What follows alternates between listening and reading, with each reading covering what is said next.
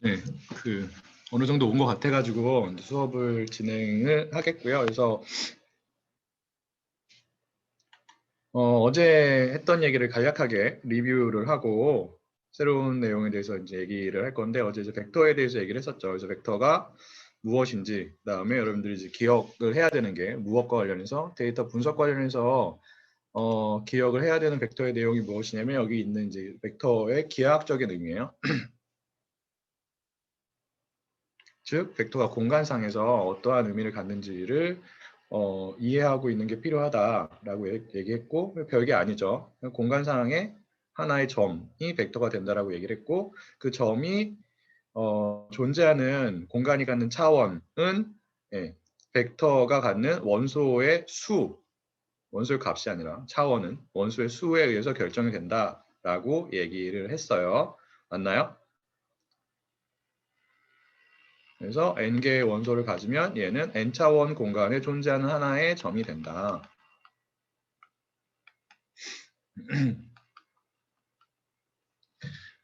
그리고 각각의 원소들은 이제 구체적인 값을 갖는 거죠. 맞아요? 벡터가 갖는 각각의 원소의 구체적인 값이 무엇을 나타낸다고요?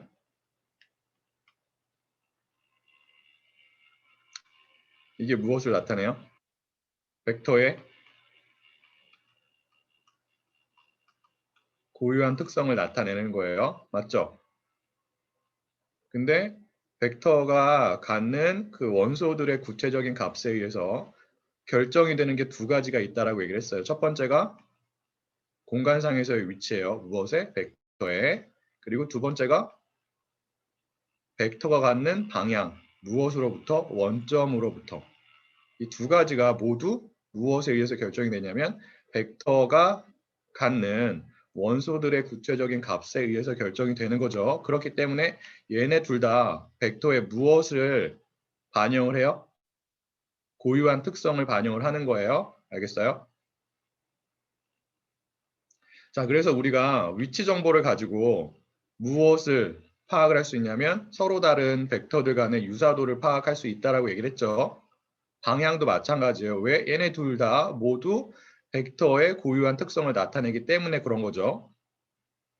그래서 위치가 얼마나 비슷한지 그렇지 않은지를 가지고 우리가 벡터들 간의 고유한 특성의 유사도를 파악할 수가 있는데, 위치가 얼마나 비슷한지 그렇지 않은지를 거리를 가지고 측정을 할 수, 혹은 계산을 할 수 있었어요.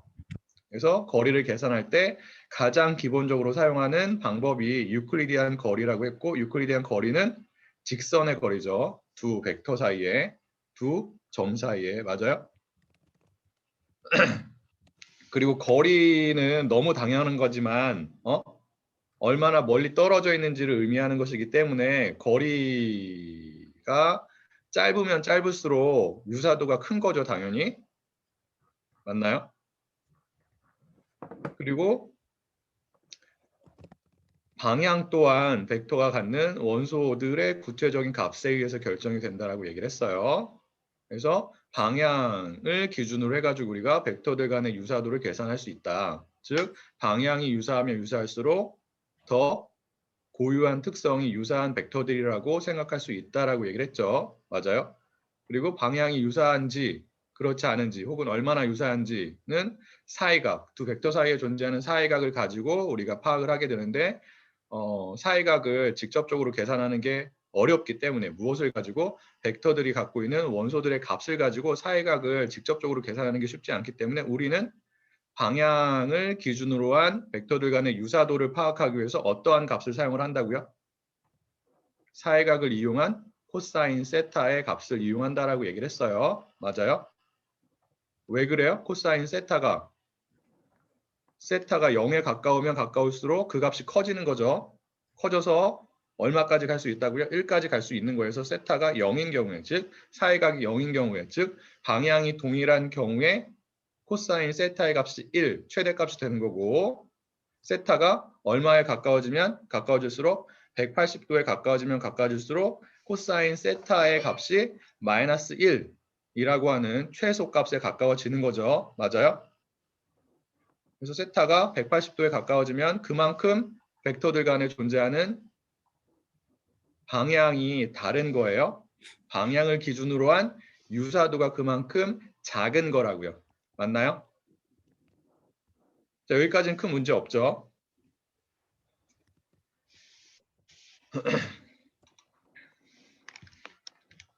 자, 데이터 분석에서 벡터가 어떠한 역할을 하는지도 기억을 해야 되죠. 맞아요? 데이터 분석을 하기 위해서는 우리가 일단 뭐가 필요해요? 데이터가 필요하죠. 혹은 데이터 셋이 필요해요. 뭐 데이터나 데이터 셋이나 동일한 의미를 가져요. 자, 데이터 셋 안에는 무엇들에 대한 정보가 있는 거예요?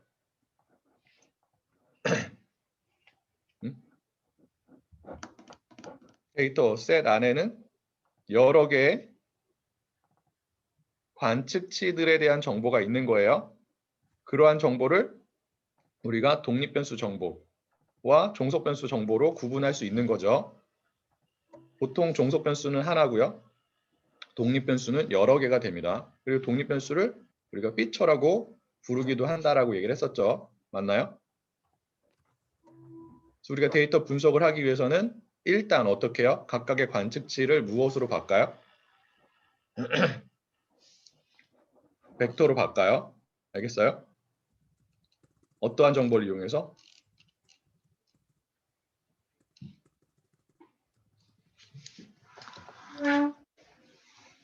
관측치들이 갖는 어떠한 정보를 이용해서 각각의 관측치를 벡터로 바꾸죠?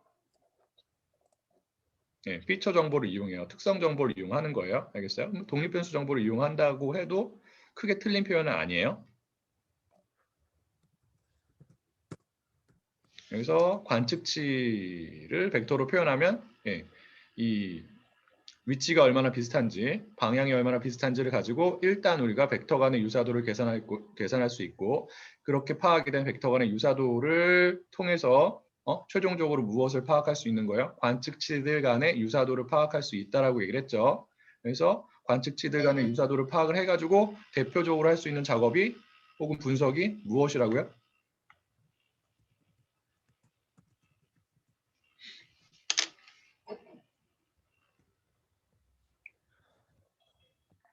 네, 군집화 분석이라고 했어요.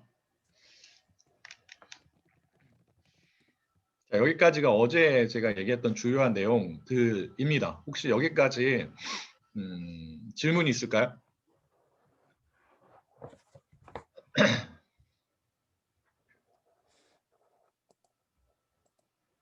어저께 정현 학생이 질문을 줬던 KL 그 다이버전스 있잖아요. 컬백 라이블러 다이버전스는 어제 얘기한 것처럼 그 점들 간의 유사도가 아니에요. 걔는 그 서로 다른 확률 분포 간의 유사도예요. 확률 분포가 얼마나 유사한지. 거리라고 볼 수 있는데 걔는 확률 분포 간의 거리라고 생각하면 되고요. 지금 우리가 얘기하는 거는 점들 간의 거리예요. 벡터 간의 거리라고요. 그래서 의미는 이제 거리라고 하는 의미는 동일할 수 있겠지만 계산하는 방식이나 이런 게 조금 달라요. 알겠죠? 그리고 그 컬백 라이블러 다이버전스 같은 경우에는 선형대수에서 나오는 내용이 아니라 확률 혹은 확률을 기반으로 한 그 인포메이션 티어리라고 있어요. 대표적인 게 인포메이션 티어리에서 나오는 대표적인 개념이 엔트로피예요. 엔트로피 들어봤죠? 보통 물리학에서 이제 불확실성이라고 얘기를 하는데 인포메이션 티어리에서도 많이 사용이 돼요. 그래서 쉐논이라고 하는 사람이 1950년대에 굉장히 많은 그 새로운 개념들을 만들었는데 그 중에 하나가 엔트로피예요. 그리고 이제 엔트로피랑 관련된 게 그 컬백 라이블러 다이버전스가 되는 거고. 근데 걔네들은 다 확률 기반이에요. 그래서 확률을 공부한다면 여러분들이 원래는 인포메이션 티어리를 공부를 해야 돼요. 걔네들이 이제 기계학습에서도 많이 사용이 돼요. 알겠죠?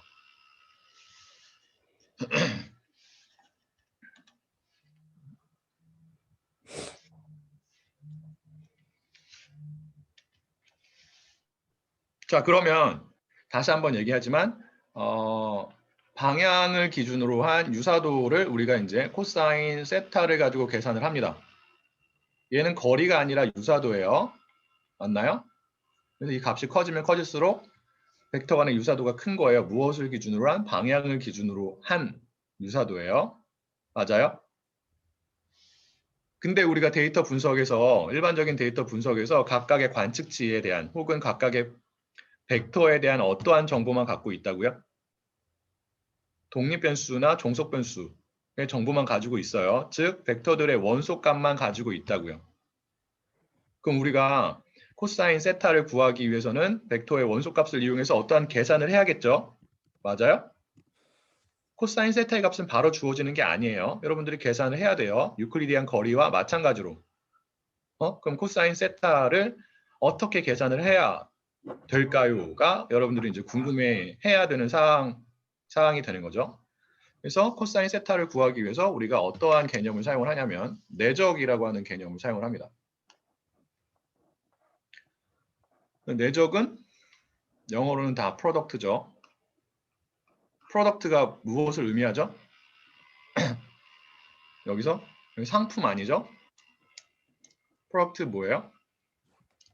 곱하기죠. 그래서 내적이 무엇을 의미하는 거예요? 곱하기를 의미하는 거예요. 무엇 간의 곱하기를 의미할까요? 내적은 벡터 간의 곱하기예요. 별게 아니라고요. 여러분들이 이제 고등학교 때 내적을 어떻게 공부했는지 모르겠지만 내적이라는 딱 그 표현만 들으면 좀 어렵게 느껴지죠. 특히 잘 모르는 사람들은 내적 좀 어려운 거 아니야 이렇게 생각을 하는데 별게 아니라고요. 그냥 벡터 간의 곱하기예요. 상수 간의 실수 간의 곱하기를 하는 것처럼 벡터 간에도 곱하기를 할 수 있는데 여러 가지 방법이 있어요. 대표적인 게 내적과 외적이 있죠. 이게 다 곱하는 방식이에요. 무엇을? 벡터를. 근데 외적은 데이터 분석에서는 거의 사용되지 않아요. 그래서 외적은 여기서 다루지 않습니다. 내적은 굉장히 많이 사용이 돼요. 기계학습, 딥러닝, 뭐 다른 종류의 데이터 분석에서도. 근데 내적은 별게 아니라 뭐라고요? 벡터 간의 곱하기라고요.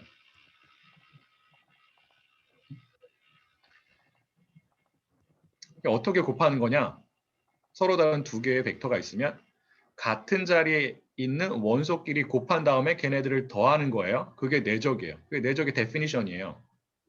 그래서 x가 x1, x2가 있고 y가 y1, y2가 있으면 자, 방향이 중요하다라고 해서 화살표를 붙이죠.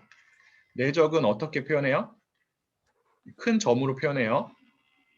어떻게 된다고요? 이게 어떻게 정의가 된다고요? 같은 자리에 있는 원소끼리 일단 곱해요. 그럼 첫 번째 자리에 있는 원소끼리 곱하죠. x1 곱하기 이건 곱하기예요. 내적이 아니라 y1 그리고 두 번째 자리에 있는 원소끼리 곱해요. 얘네들은 어떻게 한다고요? 곱해요? 더해요? 나눠요? 빼요? 이거를 더한 게 이게 내적이에요. 별게 아니죠. 내적. 자, 예를 들어 볼게요. 어제 우리가 살펴봤던 A라고 하는 벡터가 1,2였고 B라는 벡터가 2,2였어요. 그러면 A 내적 B를 하면 얼마가 나와요?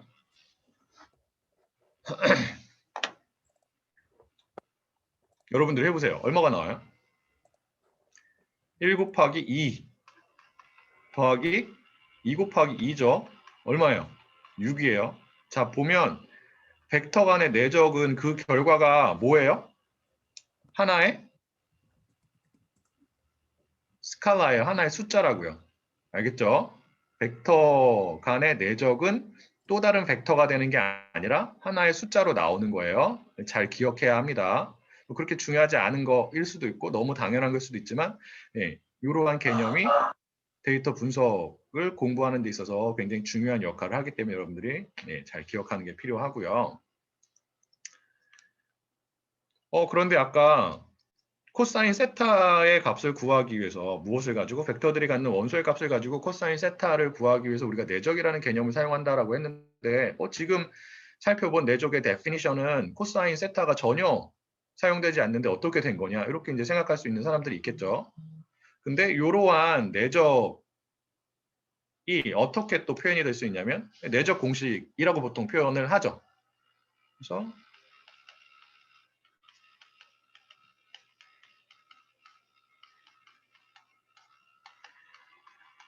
이렇게 표현이 되죠. 이게 뭐예요?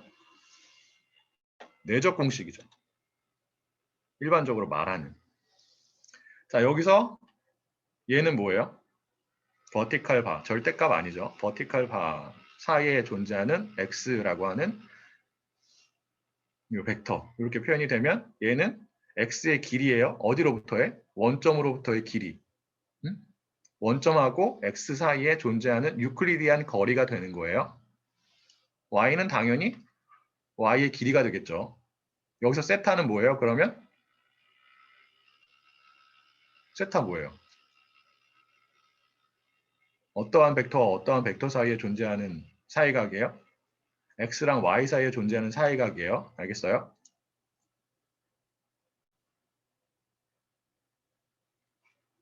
그림으로 그리면 x가 이렇게 있고 y가 이렇게 있으면 이 거리가 뭐가 되는 거예요? 얘가 지금 얘가 되는 거고, 맞아요? 그리고 여기부터 여기까지가 뭐가 되는 거예요? 얘가 되는 거죠. 그리고 여기가 세타라고요.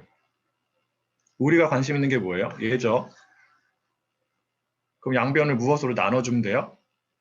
양변을 얘로 나눠주면 되죠. 그러면 이쪽에 이제 코사인 세타만 남는 거예요. 코사인 세타가 어떻게 돼요?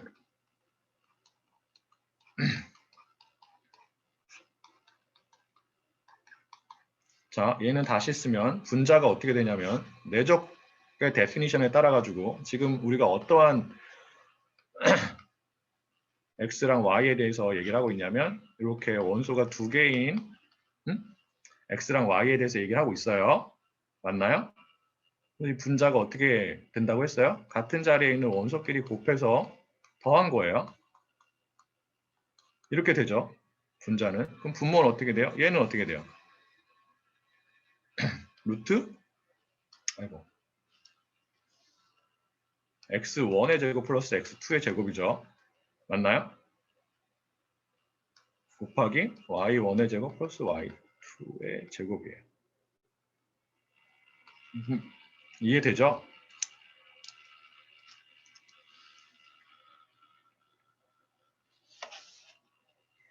자, 그럼 아까 우리가 살펴봤던 A라고 하는 구체적인 벡터와 B라고 하는 구체적인 벡터. 그래서 A는 1,2를 원소로 갖고 B는 2,2를 원소로 갖는 벡터가 되는 거죠. 얘네들 사이의 코사인 세타는 얼마예요? 계산해 보세요.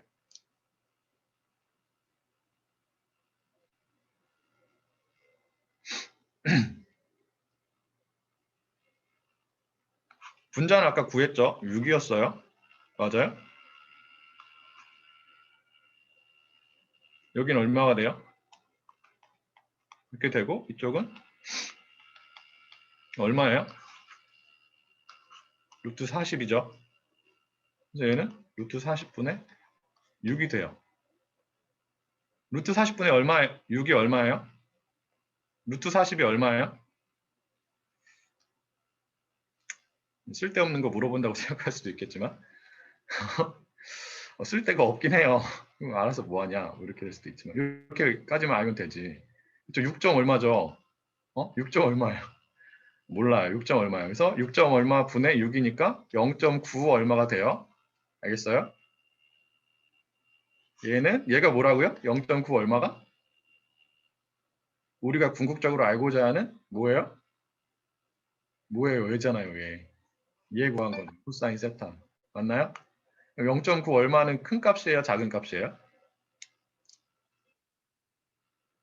응? 큰 값이죠. 왜? 코사인 세타가 가질 수 있는 최대값이 1인데 0.9 얼마면 1에 가까운 값이잖아요. 맞아요? 자, 1에 가까운 값이니까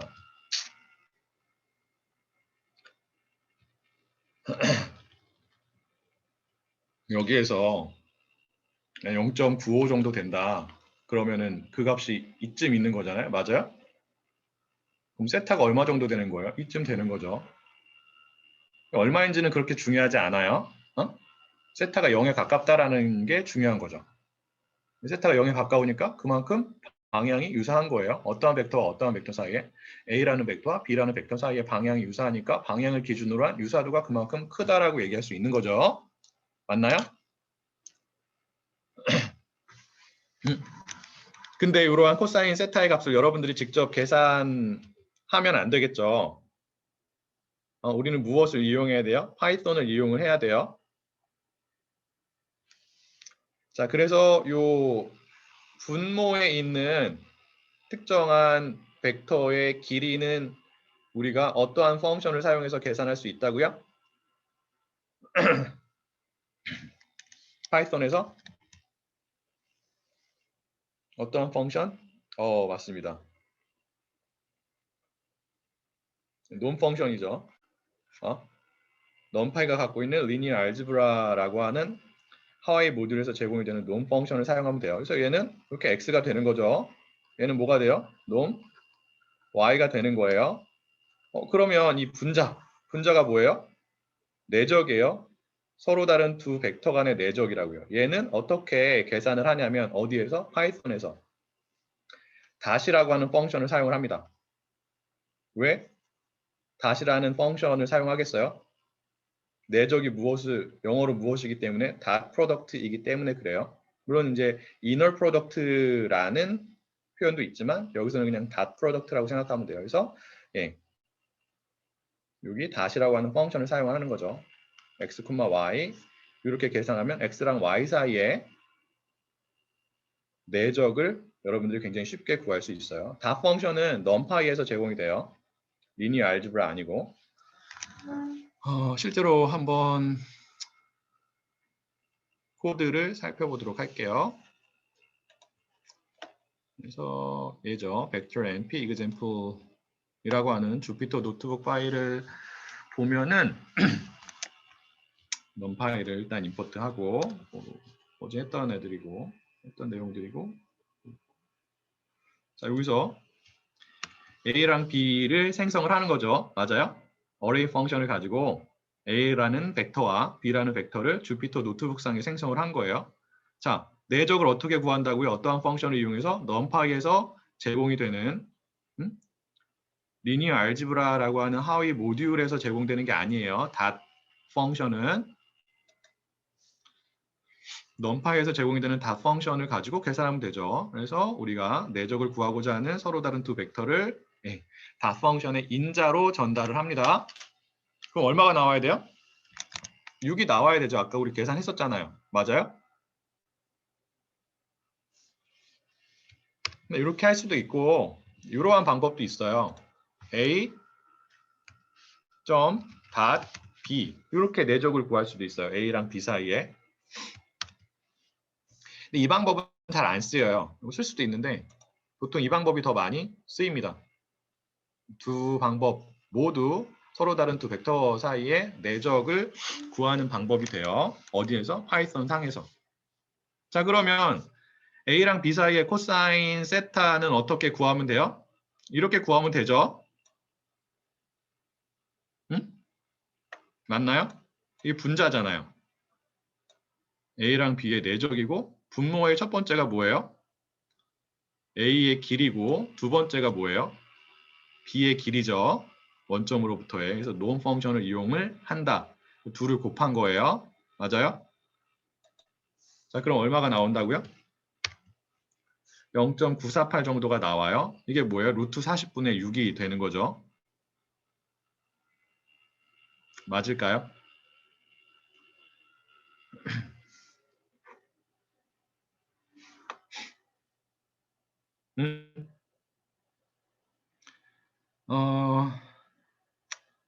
보통은 이렇게 직접 구해요. 파이썬에서 서로 다른 두 벡터 간의 코사인 세타는 코사인 공식에 대한 이러한 코드를 직접 입력해서 보통은 직접 구하는데 사이클런이라고 하는 모듈이 있어요. 이제 기계학습 관련된 여러 가지 이제 클래스들과 펑션들을 저장하고 있는 파이썬에서 제공을 하는 모듈이 되는데 이거죠. 사이클런. 사이클런에서 코사인 세타를 계산하기 위한 함수를 제공을 해요. 그게 뭐냐면 코사인 언더바 similarity라고 하는 펑션이에요. 그래서 얘를 임포트해서 여러분들이 서로 다른 두 벡터 간의 코사인 유사도를 계산할 수도 있어요. 코사인 세타를 계산할 수도 있다고요. 그래서 이렇게 하는데 보면은 그냥 A랑 B만 넣는 게 아니라 보죠.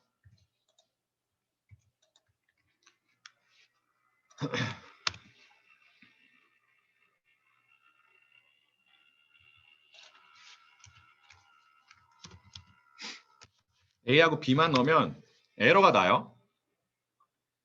이거는 왜 에러가 나냐면 코사인 언더바 시뮬레이트라고 하는 펑션이 그 벡터를 인자로 받지 않아요. 벡터를 인자로 받는 게 아니라 아직 우리가 배우진 않았지만 행렬을 인자로 받아요. 근데 벡터는 정확하게 말하면 행렬이랑 조금 달라요. 근데 얘를 행렬로 바꾸는 게 필요해요. 행렬로 바꾼 다음에 코사인 언더바 시뮬레이트 펑션의 인자로 전달을 해야 돼요.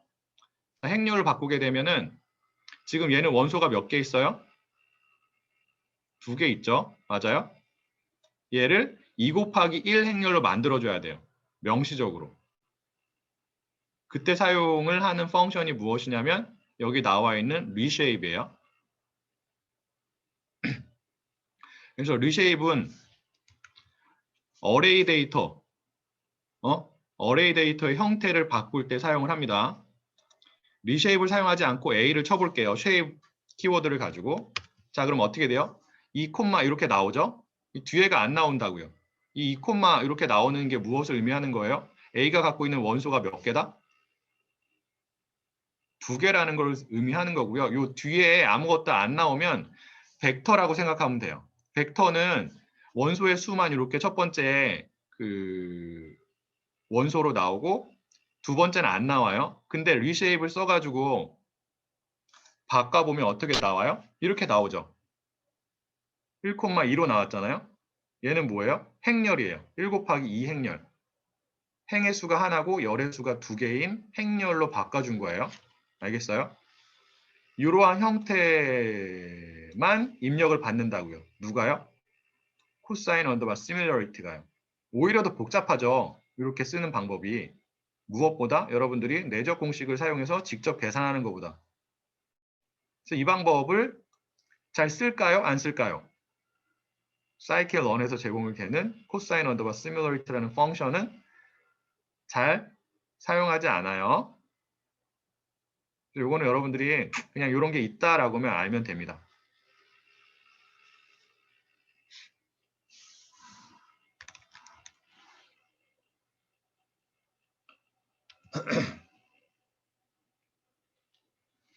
자, 그리고 어저께 저희가 그 C라는 또 다른 벡터도 얘기를 했었죠. 그러면은 A하고 C 사이에 존재하는 코사인 세타는 얼마예요? 계산해 보세요.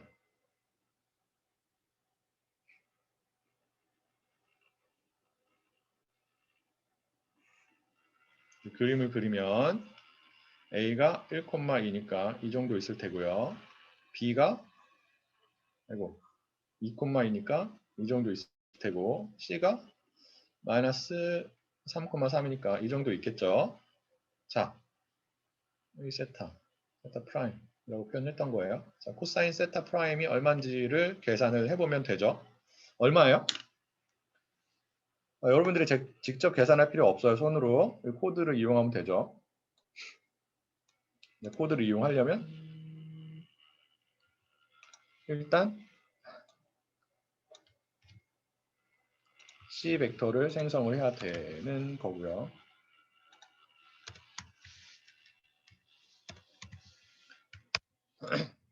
그리고 이 코드를 그대로 이용해가지고 A하고 B가 아니라 A하고 C 사이에 코사인 세타를 구하면 이렇게 나오죠. 마이너스 0.948 정도가 나왔어요.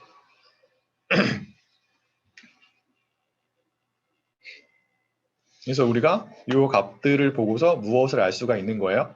방향을 기준으로 했을 때 A랑 더 유사한 벡터는 B랑 C 중에서 B벡터라는 것을 알 수 있고 대략 어느 정도 차이가 나는지도 이 값들을 사용해가지고 파악을 할 수가 있습니다. 맞나요?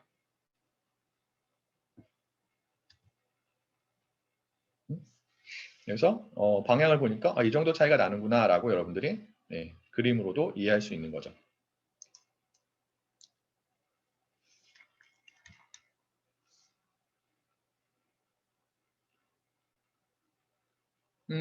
내적 공식이요?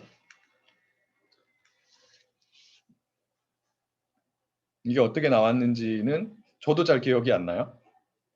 이게 어떻게 나왔는지는 그렇게 중요하지 않아요, 사실. 내적이 이렇게 표현이 된다는 것만 알고 있으면 됩니다. 네? 그래서 저도 너무 옛날에 공부해가지고 잘 기억이 안 나지만, 예.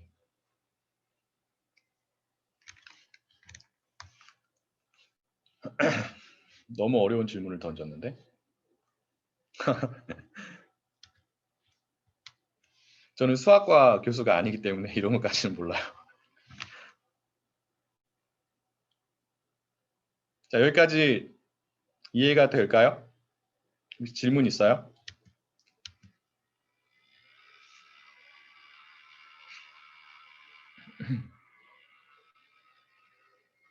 자, 그리고 코사인 세타를 뭐라고 부른다고요? 코사인 유사도라고 부른다고요.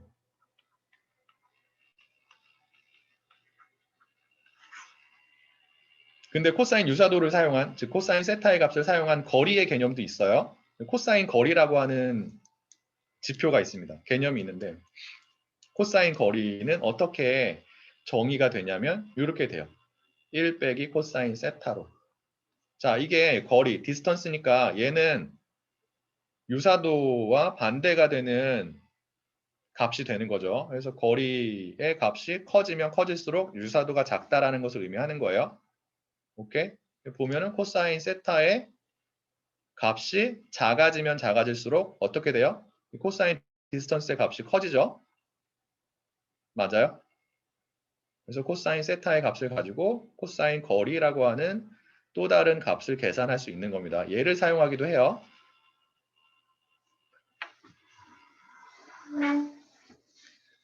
얘도 사실 그 파이썬에서는 여러 가지 수학적인 펑션들을 저장하고 있는 사이파이라고 하는 모듈이 있어요. 넘파이가 사실 사이파이를 포함하고 있습니다. 사이파이라고 하는 모듈을 보면은 그 벡터 간의 거리 혹은 행렬 간의 거리를 계산할 때 사용이 되는 여러 가지 방법에 대한 함수들이 저장이 되어 있어요. 그래서 사이파이가 갖고 있는 하위 모듈 중에서 그 디스턴스라고 하는 모듈이 있습니다.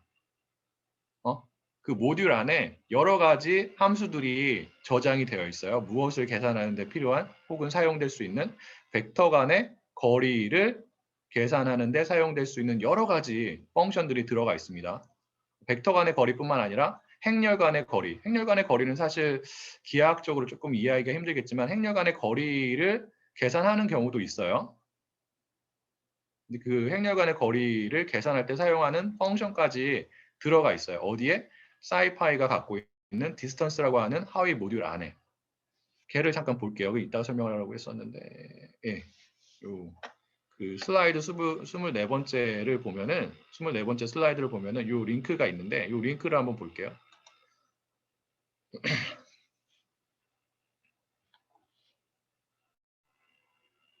네, 요거죠. 요게 사이파이가 갖고 있는 디스턴스라고 하는 하위 모듈 안에 들어있는 벡터들 간의 거리를 계산할 때 혹은 행렬들 간의 거리를 계산을 할 때 사용될 수 있는 그 함수들의 목록을 보여주고 있는 페이지가 됩니다.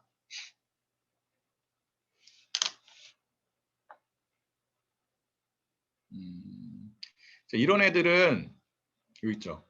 디렉티드 허스돌프라고 하는 뭐 이런 펑션이 있는데 얘는 그 벡터 간의 거리를 계산할 때 사용하는 게 아니라 행렬 간의 거리를 계산할 때 주로 사용이 되는 방법이에요. 관심 있는 사람들은 보면 되고 밑으로 내려가면은 여기 있는 여러 가지 이렇게 펑션들이 있잖아요. 얘네들이 다 어떠한 펑션들이에요? 벡터들 간의 거리를 계산할 때 사용이 되는 펑션들이에요. 즉 벡터들 간의 거리를 계산하는 방법은 굉장히 여러 가지가 있다고요. 그 중에서 가장 일반적으로 많이 사용되는 것이 무엇이냐면 첫 번째가 유클리디안 거리예요. 유클리디안 거리가 어딨냐면 여기 있죠. 근데 우리는 얘를 쓰지 않고 보통 넘파이에서 제공이 되는 놈이라고 하는 펑션을 씁니다. 유클리디안 거리를 계산하기 위해서. 알겠어요? 그리고 여기 뭐가 있어요? 코사인이 있죠? 얘는 코사인 유사도가 아니에요. 코사인 세타의 값이 아니라고요. 코사인 디스턴스예요. 왜? 어떠한 모듈에 저장이 되어 있는 펑션들이기 때문에 디스턴스라고 하는 모듈 안에 저장이 되어 있는 거리를 측정하는 때 사용할 수 있는 펑션들이 저장이 되어 있는 모듈 안에 있는 펑션이기 때문에 얘는 코사인 세타의 값이 아니라 코사인 디스턴스의 값을 계산하는 펑션이 되는 거죠. 그래서 그 펑션에 대한 링크를 클릭을 해보면 정의가 이렇게 나와 있어요. 굉장히 어렵게 나와 있는데 이게 뭐랑 똑같은 거예요? 1 코사인 세타랑 똑같은 거예요. 코사인 세타가 이렇게 나온 거죠. 그 외에도 여러 가지가 있어요. 다 알 필요 없고요. 주요한 몇 가지만 이따가 설명을 할 거예요. 주요한 몇 가지를 추가적으로 지금 간략하게 언급을 하면 해밍 디스턴스, 자카드 디스턴스, 그 다음에 여기 이제 시티 블락 디스턴스, 뭐 이 정도가 여러분들이 그 기계학습이나 딥러닝을 공부하면서 접하게 되는 벡터들 간의 거리를 측정할 때 사용하는 방법들이 됩니다. 여기서는 그러한 내용들만 다룰 거고요. 나머지들은 저도 잘 몰라요. 거의 쓰이지가 않아요. 실제 그 데이터 분석에서는. 관심 있는 사람들은 보세요. 알겠죠? 그래서 어쨌든 간에 해당 모듈에서 제공이 되는 이 코사인 펑션을 사용을 해가지고 벡터들 간의 코사인 거리를 계산할 수 있다라는 거죠. 맞아요? 네, 사실 이렇게 할 수도 있지만 정말로 우리가 코사인 그 거리가 필요하다라고 하는 경우에는 얘를 이용하죠. 어떻게? 여기서 1 빼면 되죠, 그냥. 이런 식으로. 근데 거리를 굳이 계산할 필요가 없겠죠.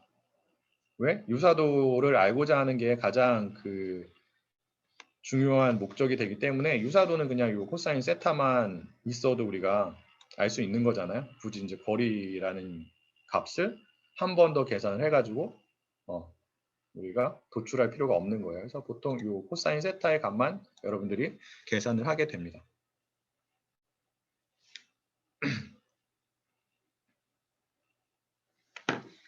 혹시 여기까지 질문 있을까요?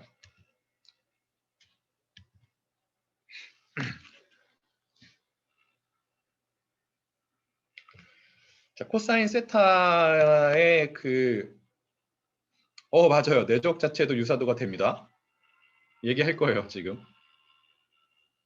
내적 자체를 유사도로 사용하는 경우도 많이 있어요.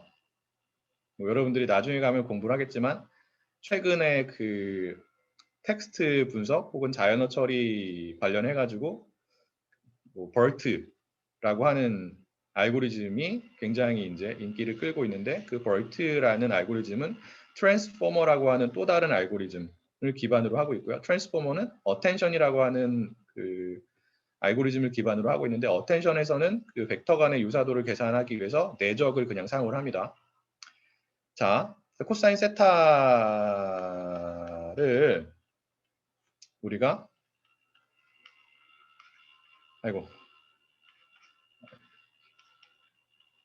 이렇게 표현하잖아요. 맞나요? 코사인 세타 내적 공식에 따르면 맞죠? 황민 학생 질문은 조금 이따가 답변을 해줄게요.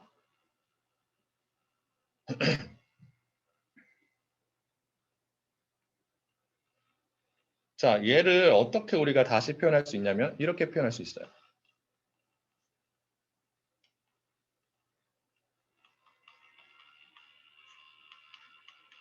이렇게. 자, 코사인 세타가 얘도 하나의 벡터고 얘도 하나의 벡터예요. 서로 다른 두 벡터 간의 내적과 동일하게 되는 거죠. 맞나요? 이렇게 쓰면. 자, 얘가 무엇이고 얘가 무엇일까요? 어떠한 벡터를 지금 x라고 하는 벡터죠. 어떠한 벡터를 자기 자신의 길이로 나눴어요. 그러한 벡터를 우리가 무슨 벡터라고 할까요? 자, x가 지금 x1, x2죠. 자, 그러면 얘는 어떻게 되냐면 각각의 원소를 얘는 하나의 상수예요. 맞아요. 숫자죠. 각각의 원소를 해당 숫자로 나눠준 벡터가 되는 거예요. 이렇게 되는 거죠. 자, 이 벡터의 길이는 얼마가 될까요? 이 벡터. 어떠한 벡터를 자기 자신의 길이로 나눠준 벡터의 길이는 1이 돼요. 왜 그래요? 자, 얘의 길이는 어떻게 되냐면 첫 번째 원소의 제곱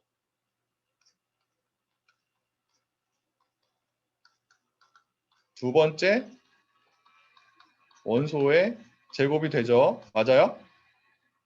근데 여기서 x의 길이가 어떻게 표현이 되는 거예요? x의 길이가 어떻게 돼요? x1 제곱 플러스 x2의 제곱이죠. 맞나요? 자, 그러면 여기가 어떻게 되냐면 x1의 제곱 플러스 x2의 제곱분의 x1의 제곱 플러스 x2의 제곱이 돼요. 그래서 이 값이 1이 됩니다.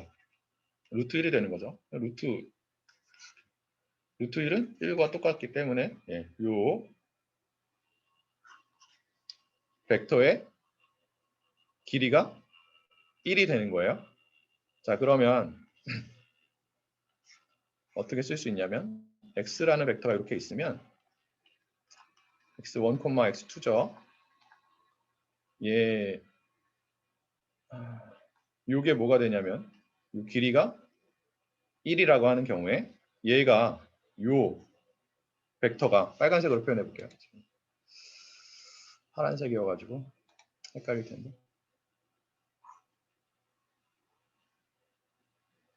길이가 1이에요. 방향은 x랑 똑같죠?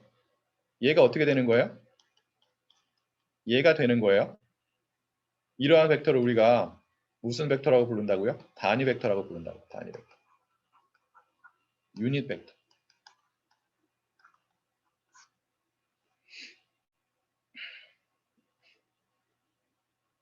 자, 단위 벡터는 길이가 1이고 방향은 원래 벡터의 방향과 동일합니다.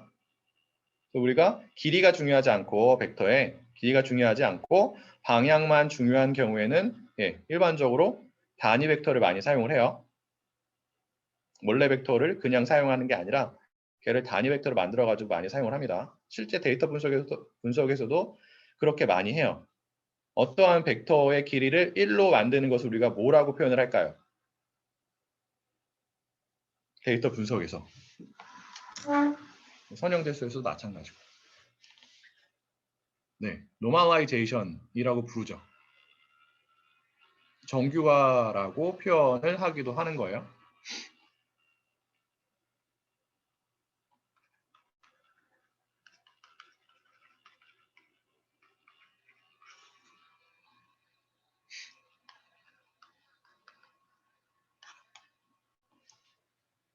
벡터의 길이를 1로 만든다라고 하는 것을 우리가 normalization이라고 합니다.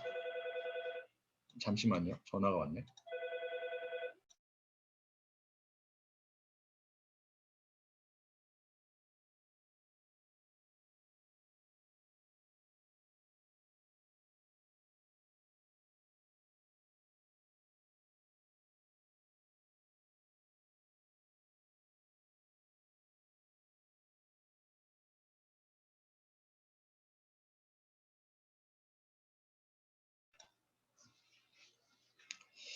자, 그래서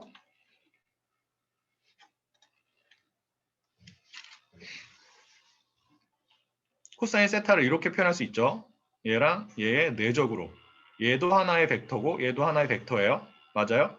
얘는 x의 단위 벡터가 되는 거고 얘는 y의 단위 벡터가 되죠. 그래서 코사인 세타가 결국 뭐랑 같아요? 단위 벡터들의 내적과 같아요. 알겠어요?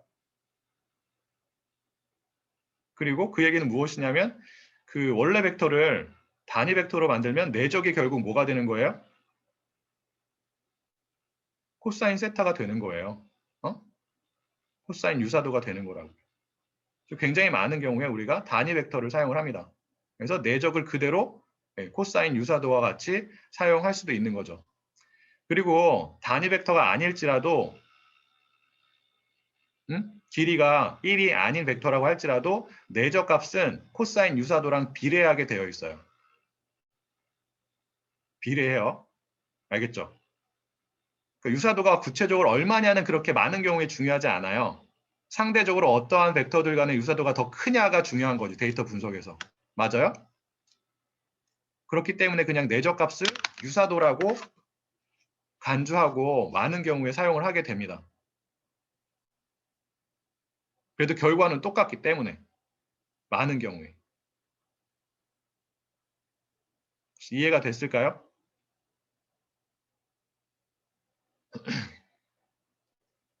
네. 그리고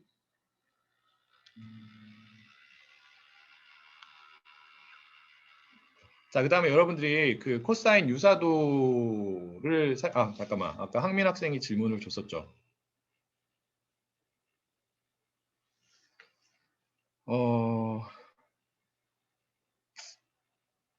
유클리디안 거리가 더 직관적일 것 같은데 코사인 유사도를 쓰는 이유가 있나요? 직관적이긴 한데 많은 경우에 그 벡터가 갖고 있는 고유한 특성, 결국엔 뭐예요? 벡터로 표현이 되는 관측치의 고유한 특성이잖아요. 맞나요?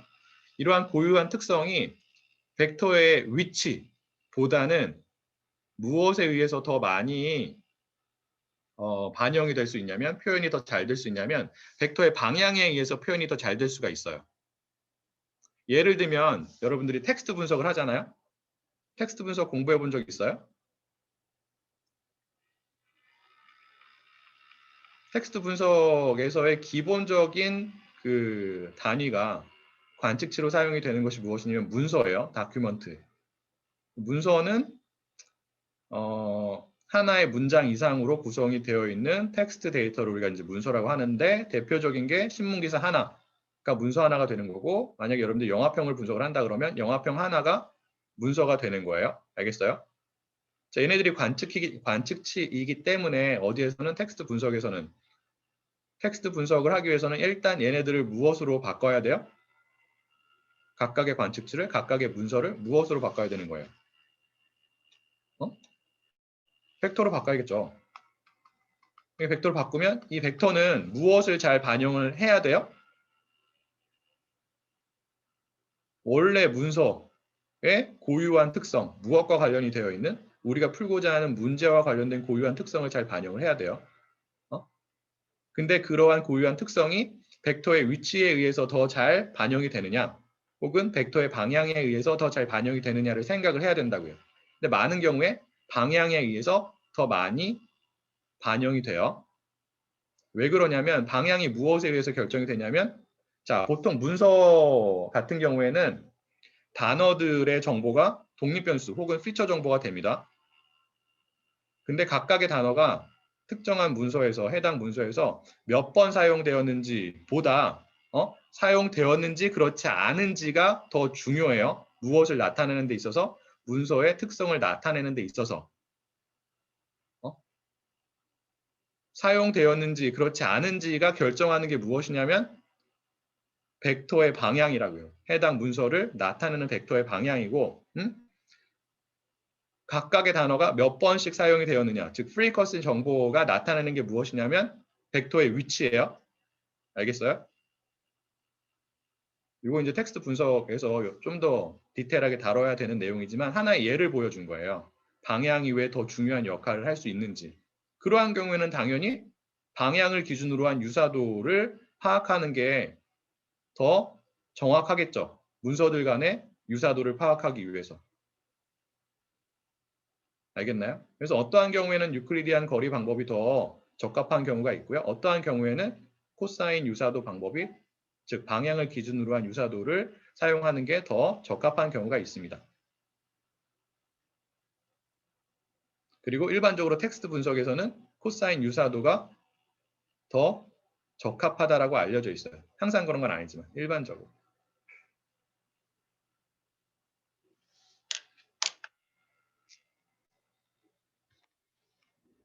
상민 학생 어느 정도 답변이 됐을까요? 네. 그러니까 데이터의 특성이나 여러분들이 풀고자 하는 문제가 어떠한 문제인지에 따라서 위치 정보를 가지고 벡터들 간의, 즉 관측치들 간의 유사도를 파악하는 게 더 적합한 경우도 있고요. 그렇지 않고 방향 정보를 가지고 벡터들 간의 유사도, 즉 관측치들 간의 유사도를 파악하는 게 더 적합한 경우가 있기 때문에 어떠한 경우에는 유클리디안 거리 방법을 쓰는 거고 어떠한 경우에는 방향을 기준으로 한 코사인 세타의 방법을 사용을 하는 거예요.